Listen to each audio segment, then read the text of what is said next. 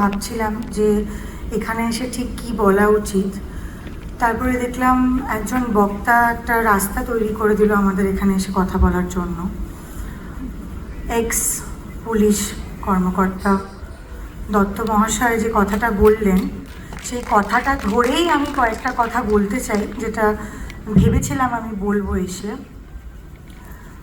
এই যে আমরা সব কিছু নর্মাল করে দিয়েছি, যে সোনাগাছিতে বা কোনো বেশ্যাপল্লীতে এরকম একটা ঘটনা ঘটলে সেটা নিয়ে চিৎকার চেঁচামেচি প্রতিবাদ কোনোটাই মনে হয় না হতো।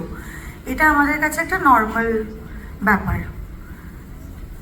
এই মানসিকতা থেকেই কিন্তু এই বীজটার জন্ম হয়েছে, যে একটা মহিলাকে গালাগাল দিতে হলে বেশ্যা কথাটা হচ্ছে সর্বশ্রেষ্ঠ গালাগাল।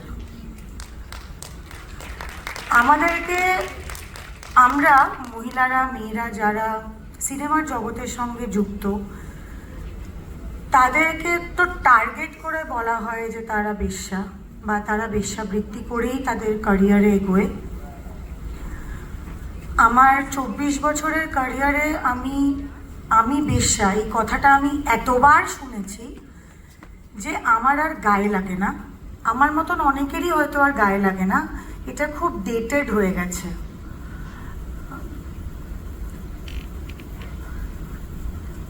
এই লাস্ট হয়তো 1-2 বছরে কোভিডের পরেই মেয়েদেরকে টার্গেট করে একটা নতুন রকম গালাগাল আমি দেখছি মানুষে দিচ্ছে। সোশ্যাল মিডিয়াটা তো একটা বড় জায়গা, আমাদের চেঞ্জেস কি হচ্ছে সমাজে সেটা দেখার একটা খুব বড় জায়গা। ফেসবুক, ইনস্টাগ্রামটা, টুইটারটাও।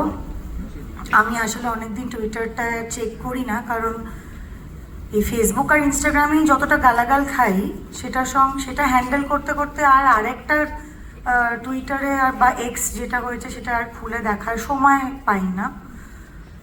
আমি দেখলাম যে যেহেতু আমাদের মানে এই স্লাট শেমড হতে হতে হতে হতে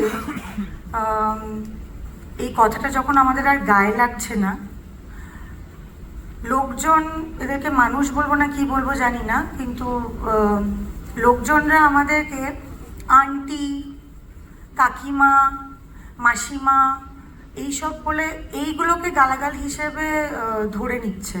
আমি জানি না কি করে আমাদের এই যে সম্বোধন বা এই যে ডাকগুলো আমাদের বিভিন্ন সম্পর্কে, মাসিমা, আন্টি, জেঠিমা, এইগুলো কিভাবে গালাগালে রূপান্তরিত হয়েছে আমি জানি না। দিদি শব্দটা এখনো কেউ গালাগাল হিসেবে দেখছে না, সেটা আমি জানি না। হ্যাঁ, এত কিছু আমি নিজেই শুনি, এত রকম গালাগাল শুনি রোজ দিন সকালবেলা উঠে, কিন্তু আমি দেখছি যে দিদি বলে কেউ গালাগাল দিচ্ছে না। তো সেটা একটা ভালো জিনিস, সেটা কবে একটা গালাগাল হয়ে উঠবে আমরা জানি না, কিন্তু আপাতত হচ্ছে না। তো এই যে সমস্যাগুলো সমাজের, এইগুলোকে কিন্তু আমাদেরকে মানে এইগুলোকে আমাদের লোকের সামনে নিয়ে এসে এরকম ধরনের কনভেনশন, সেমিনার, বিভিন্ন জায়গায় যেখানে আমরা কথা বলতে যাই, যারা হয়তো আমরা একটু ভালো কথা বলতে পারি বা আমাদের সেই সাহসটা আছে যে আমরা এই কথাগুলো বলবো, সেখানে কিন্তু এই বিষয়গুলোকেও আমাদেরকে আমাদের কথোপকথনের মধ্যে আনতে হবে, যে একটা মেয়ে বা একটা মহিলা, সে একটা শরীর সর্বস্ব মানে প্রপ তো হতে পারে না। একটা মেয়ে, এই যে রিসেন্ট যে স্ল্যামিংগুলো চলছে সোশ্যাল মিডিয়ায়, এই যে কুণাল বাবু, আরেকজন যিনি ভদ্রলোক, যিনি মুখপাত্র, এরা নাকি মানে আমাদের সরকারের মুখপাত্র, কিন্তু এরা এই মুখ দিয়ে প্রাতক্রিয়া কর্ম করে। Very good, very good. সেই মুখ দিয়ে একজন অভিনেত্রী, বা সে অভিনেত্রী হোক, বা সে ইঞ্জিনিয়ার হোক, বা সে টিচার হোক, তার বদন বিগড়েছে এই কথাটা বলা হবে কেন? মানে তার পুরো এক্সিস্টেন্সে কি বদন ছাড়া আর কিছু নেই? এই যে মেয়েদের যে সবসময় একটা মনে হয় লেবেল দরকার, বিবাহিত না অবিবাহিত, তার শরীর কীরকম, মানে আমি ব্যক্তিগতভাবে খুবই কনফিউজড। কারণ প্রত্যেক দিনই আমি শুনি, আমি নয় সিপিএম, নয় টিএমসি, আরেকটা যে দল আছে সেটা তো নাম আমি নিতে চাই না, নয় ওদের 2-3 দিন আগে আমি শুনলাম আমি নকশাল। তারপরে আবার অনেকে আমাকে বললো যে না আমার মতন দেখতে লোকে মেয়েরা নাকি নকশাল করে না। হ্যাঁ, তো কারা কোনটা করবে সেটাও আবার লোকজনই ঠিক করে দেবে। মানে আমি যেহেতু ফর্সা বা আমার চেহারাটা একটু গোলগাল, আমি জিরো ফিগার নয়, বা আমাকে দেখলে মনে হয় না যে আমি খেতে পাই না, সেই জন্য আমি নকশালটা হতে পারবো না। খুব কালো গায়ের চামড়া, খেতে না পাওয়া, অনাহারে প্রায় মরে যাওয়ার মেয়েরাই নকশাল করতে পারে। তারপরে যখন আমি আরেকটু কাল্টিভেট করার চেষ্টা করলাম যে আচ্ছা মানে এই নকশাল ব্যাপারটা কেন শুনছি, তখন আমি শুনলাম যে যেহেতু আমি মহামিছিলে গিয়ে আজাদি বলে চিৎকার করেছিলাম সেই জন্য নাকি আমি নকশাল। তো স্লোগানগুলো কি কারোর বাপের জমিদারি? কারোর বাবারা কি এই স্লোগানগুলোর মানে নিয়ে রেখেছে কপিরাইট? যে জেএনইউতে বলা হয়েছিল তাহলে আর মানে আমরা এখন এটা কেন ব্যবহার করতে পারছি? তাহলে গান্ধীজির বলা কথা বা নেতাজির বলা কথা কোনো কিছুই তো আমাদের এখন তাহলে বলা উচিত না, কারণ ওগুলোও তো তাহলে ওনারা কপিরাইট নিয়ে রেখেছেন।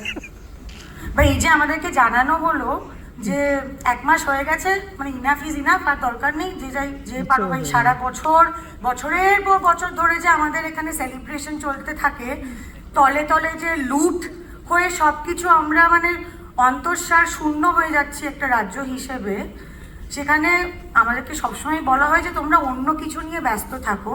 তো ওই 1 মাস হয়ে গেছে, ওই লজিকে যদি আমি যাই তাহলে তো আমাদের ইন্ডিপেন্ডেন্স ডেও সেলিব্রেট করা উচিত না, তাহলে আমাদের রিপাবলিক ডেও সেলিব্রেট করা উচিত না, তাহলে আমাদের 21শে জুলাইও সেলিব্রেট করা উচিত না, কারণ এগুলো অনেক দিন আগে হয়ে গেছে।